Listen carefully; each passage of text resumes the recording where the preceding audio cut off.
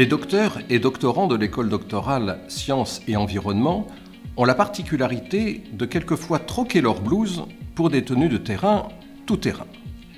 Les forêts, vignobles, rivières, littoraux et grottes de Nouvelle-Aquitaine sont en effet les terrains de jeu privilégiés de beaucoup de ces jeunes chercheurs qui s'aventurent également out of Aquitania. En Éthiopie, dans la vallée de l'Omo, en forêt guyanaise, en mer au large des Bahamas, dans les montagnes de l'Altaï ou aux limites des glaces polaires. Sur le terrain, ces aventuriers échantillonnent, fouillent, sondent, prélèvent, cartographient, carottent, photogrammètrent en 3D, collectent, instrumentent, relèvent pour caractériser, modéliser, comprendre et connaître les environnements ou les populations humaines du passé sur lesquelles ils conduisent leurs recherches. Leurs questionnements scientifiques anticipent ou rejoignent quelques grandes questions qui intéressent nos sociétés.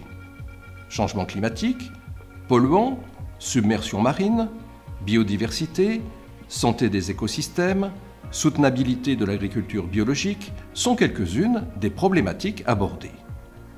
D'autres voyagent dans le temps, sur plusieurs milliers d'années parfois, pour conjuguer les climats du présent à ceux du passé, ou bien pour étudier les pratiques culturelles des hommes du passé en relation avec leurs caractéristiques anthropologiques, ou encore pour étudier l'histoire des sciences.